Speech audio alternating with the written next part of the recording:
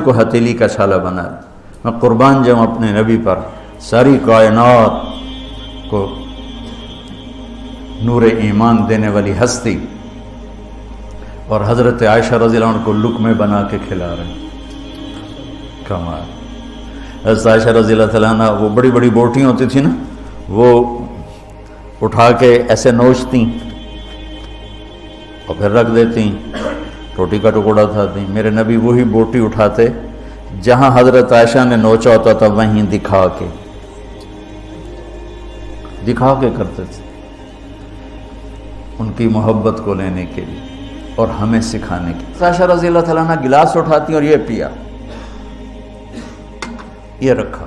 میرے نبی اٹھاتے اور جہاں حضرت عائشہ کے ہونٹ لگے ہوتے تھے وہاں ہونٹ رکھ کے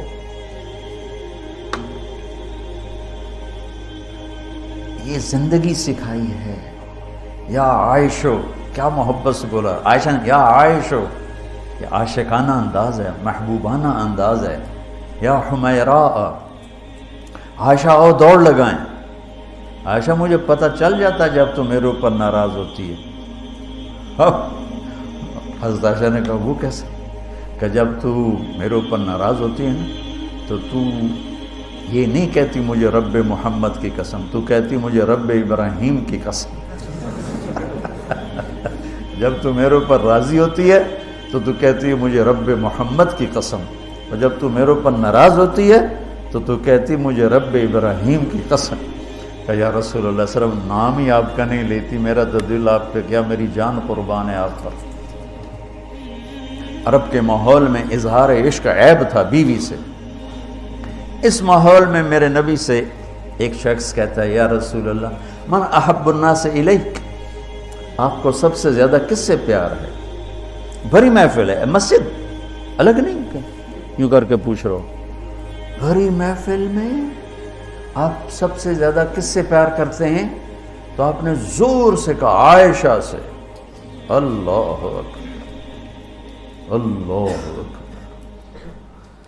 ہائے ہائے ہائے ہائے۔ وہ تو ہل گئے، وہ کہنے لگے، ان کی تو سمجھ میں نہیں آئی بات، تو انہوں نے کہا یا رسول اللہ میرا مطلب ہے مردوں میں آپ کس سے زیادہ پیار کرتے؟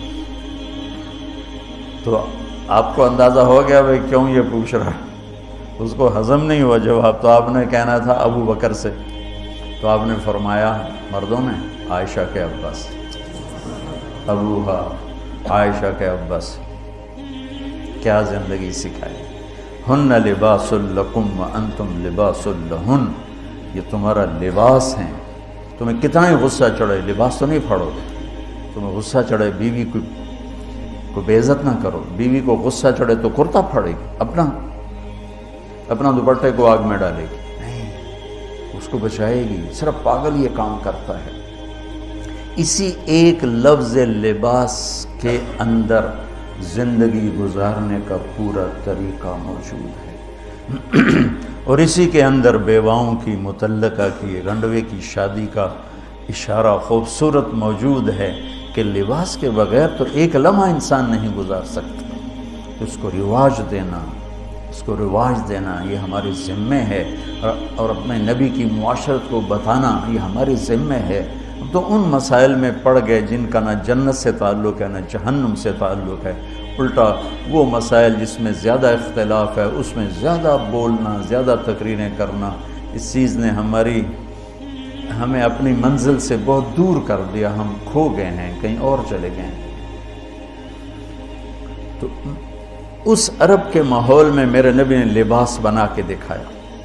اور صفیہ رضی اللہ تعالیٰ عنہ چھوٹے قد کی تھیں، اونٹ پہ سواری کے لیے وہ خود نہیں کر سکتی تھی، آپ نے اپنا گھٹنا آگے کر دیا، حضرت صفیہ نے آپ کے گھٹنے پر پاؤں رکھا اور اس کو زینہ بنا کے آپ نے ان کو اوپر چڑھایا، زینہ بنا کے۔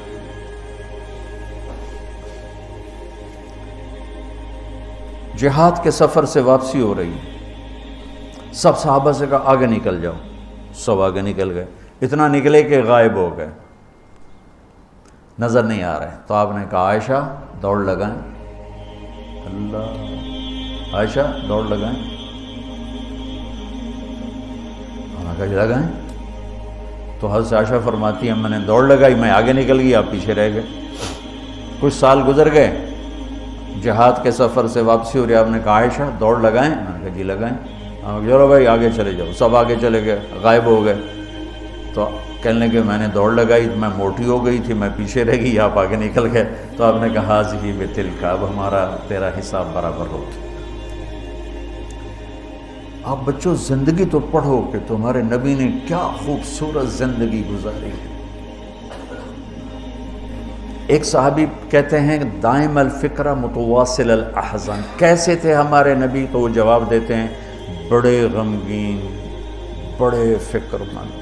ٹھیک ہو، یہی سوال ایک شخص حضرت عائشہ سے کرتا ہے کیسے تھے ہمارے نبی؟ کہتی ہیں کان ضحاکن بسامن، بڑے ہنسنے والے، بڑے مسکرانے والے۔ ایک کہہ رہا ہے بڑے غمگین، بڑے فکر والے، ایک کہہ رہی ہیں بڑے ہنسنے والے، بڑے مسکرانے والے۔ یہ فرق کیوں ہے؟ ایک نے دیکھا ہے مسجد کے ماحول میں، وہاں نبوت کی ذمہ داری مقدم ہے اور اس کا احساس آپ پر وزن ڈال رہا ہے۔ اما عائشہ نے دیکھا مسکراتا ہنستا، کہاں؟ گھر میں۔ گھر میں آپ مسکرانے والے ہیں، آپ ہنسنے والے ہیں، اور نبوت کی ذمہ داری ہے، درد بھی ہے، لیکن اس کو اندر چھپا لیا ہے۔ اب بیگم کو ہنس کے دکھا رہے ہیں، خوش ہو کے دکھا رہے ہیں، اور ان کے ساتھ لاڈ کر رہے ہیں، ان کے ساتھ پیار کر رہے ہیں۔ وہ جو حدیث ام زرع ہے شمائل ترمذی کی، کتنی لمبی چوڑی وہ لایانی کہانی ہے، اور آپ نے بیٹھ کے ساری سنی۔ آج کا تو کوئی بزرگ ہو تو کہتا ہو تو کیا لایانی شروع کر دی، اتنی دیر میں تو ذکر ہو سکتا تھا۔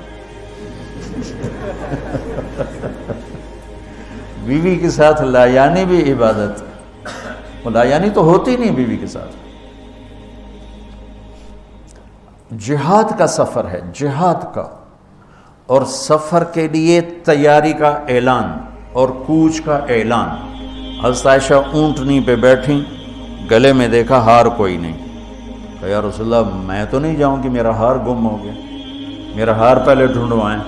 سارے لشکر کو ہار پہ لگا دیا۔ آپ کہتے تیرا دماغ خراب، میں جہاد میں تیرے لاڈ اٹھاؤں اور تیرے ہار کے پیچھے میں سفر کینسل کروں؟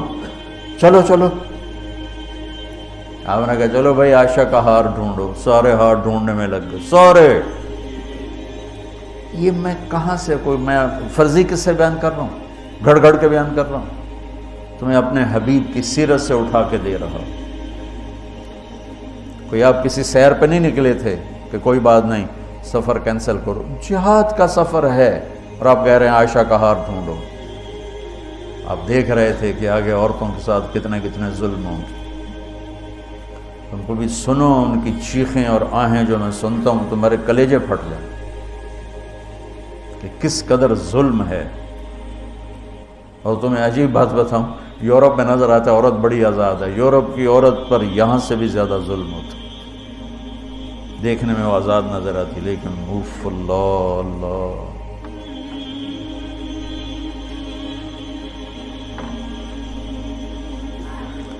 شام ہو گئی تو قافلہ رک گیا، اب تو بھائی شام ہو گئی، ہار نہیں ملا۔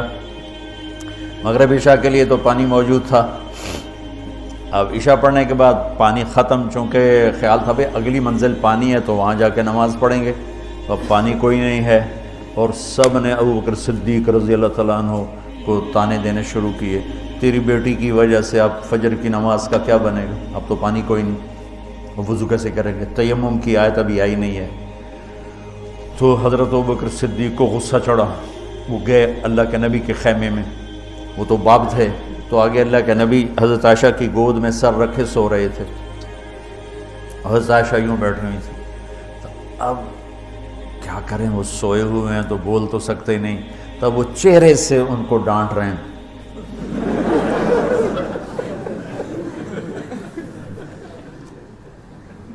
اور آگے بڑھ کے انگلی یہاں ماریں، ٹک یوں، وہ کہتی میں ایسے ہو گئی تاکہ انگلی کے درد سے میں یوں نہ ہوں، کہیں اللہ کے نبی جاگ نہ پڑیں، تو ٹک ٹک ٹک ٹک، تیری وجہ سے آج سارا صحابہ تکلیف میں اور پانی کوئی نہیں ہے، گویا چہرے سے سارا کچھ کہہ رہے ہیں، یوں کر رہے ہیں، چہرے سے سارا کچھ بتا رہے ہیں۔ اور غصے میں باہر آ گئے. اللہ کے نبی کی آنکھ کھلی، پتہ چلا پانی کوئی نہیں، نماز کا ٹائم ہے. اللہ نے کہا چلو فتیمموا صعیدا طیبا، چلو بھائی مٹی سے تیمم کرو، ہم نے تمہیں پانی سے بھی بے نیاز کر دیا. تو پھر سعد بن عبادہ کہنے لگے ابو بکر تیرے گھرانے کی یہ پہلی برکت تھوڑا ہی ہے، اور بھی بڑی برکتیں پہلے ملی ہیں. پہلے سب ناراض ہو رہے تھے، پھر سارے خوش ہو گئے کہ یہ کیا مل گیا. اللہ نے ہمیں تیمم دے، کسی امت کو تیمم نہیں ملا. دیکھو نا، یوں کر کے کر لو، اس سے کوئی پاک ہوتا ہے؟ اور پھر یوں ایسے کر لو، چلو بھائی غسل سے بھی فراغت ہو گئی. پانی کوئی نہیں ہے تو ہمیں غسل کی ضرورت پڑ گئی ہے، تو اتنا ہی کام ہے. ضربتان. حضرت عمار بن یاسر نیا تیمم کا حکم آیا تھا، پتہ تھا نہیں کیسے کرنا ہے، تو سفر میں تھے تو ان کو ضرورت پڑ گئی نہانے کی. ان کا اب وضو کے لیے تو تیمم ہے بھائی، یوں کر لو، لیکن نہانے کے لیے تو تیمم کیسے کروں گا؟ تو سارے کپڑے اتار کے ریت پہ کبھی یوں لوٹ کبھی یوں ہو رہا، کبھی یوں ہو رہا. تھے بھی بڑے لمبے چوڑے عمار بن یاسر، آ کر کہنے لگے یا رسول اللہ آج میں نے یوں تیمم کیا. آپ نے کہا انما یکفیک ضربتان، ارے وہاں بھی تجھے 2 ضربیں ہی کافی تھیں، یہ اور یہ. تو نماز پڑھی گئی. حضرت عائشہ نے کہا یا رسول اللہ ٹھیک ہے، ہار نہیں ملتا، چلیں. جب میرے نبی سے اماں عائشہ نے کہا چلیں، تب آپ نے کہا چلو. وہ جب اونٹنی کو اٹھایا تو ہار اس کے نیچے گرا پڑا، وہ دھاگا ٹوٹا اور پھسل کے نیچے چلا گیا. وہ سارے ادھر ادھر ڈھونڈتے رہے، اونٹنی کو کسی نے اٹھایا نہیں. اللہ نے تیمم کی رخصت دینی تھی، اور ایک ہمیں خوبصورت زندگی کا درس دینا تھا کہ اتنے بڑے سفر میں بھی بیوی کے لاڈ کو مقدم کیا، ضرورت کو نہیں. ہار ضرورت ہے، بولو بولو. اس لیے کہلوانا چاہتا ہوں کہ تمہیں مشکل سبق بتا رہا ہوں. یہ یہاں کرسی پہ بیٹھ کے بتانا بہت آسان ہے، جب ناگواری آتی ہے پھر پتہ چلتا ہے کہ اب اپنے آپ کو سنبھالنا کیسے. اگر ناگواریوں کو سہنا سیکھ جاؤ گے تو تمہارا گھر جنت بن جائے گا. اگر ناگواریوں کو اگلنا شروع کرو گے تو تم اپنے گھر کو جہنم بنا لو. یاد رکھنا، شکل صورت چند دن، روپیہ پیسہ ایک دن بھی نہیں، کپڑے زیور گاڑیاں چند دن، اور اخلاق موت تک ساتھ دیتے. اخلاق کا حسن کبھی باندھ نہیں پڑتا. اخلاق کے حسن و جمال کو کسی میک اپ کی ضرورت کوئی. بمکارم الاخلاق کن متخلقا لیفوها ثناء جدک العطر الثنی فاصدق صدیقک ان صدقت صداقتا فادفع عدوک باللتی فاذا الذی. ضمیری کہتے ہیں کہ ایسے اخلاق بنا کہ تم مشک کی طرح مہکے. اس دوست کو دوست بن کے دکھا. اور فادفع عدوک باللتی فاذا الذی، یہ مصر آپ کی فصاحت پر پتہ بتاتا ہے کہ کیا کمال سے آیت کو اس مصرے میں فٹ کیا. فادفع عدوک باللتی فاذا الذی، ادفع باللتی ہی احسن فاذا الذی بینک وبینہ عداوۃ کانہ ولی. فادفع عدوک باللتی فاذا الذی.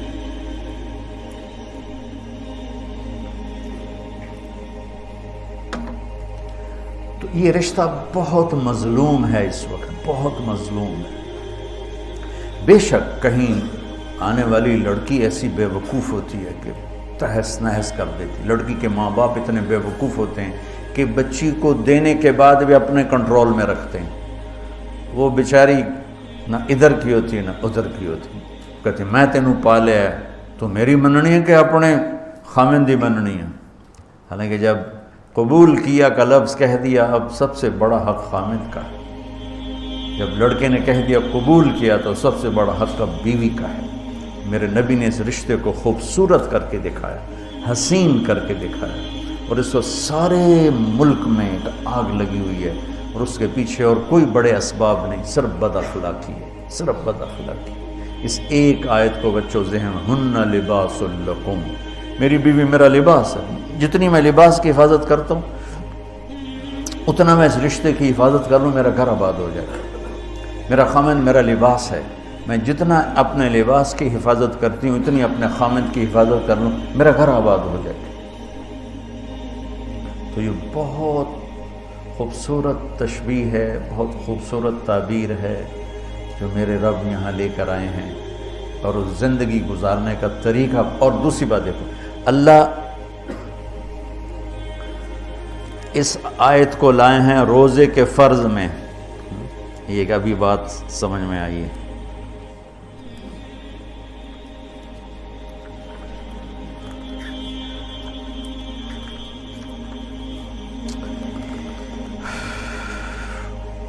پیچھے آ رہا ہے یا الذین آمنوا کتب علیکم الصیام، روزے آ رہے ہیں، ٹھیک ہے، یہ سارا روزہ آ رہا ہے، یہ سارا روزہ آ رہا ہے۔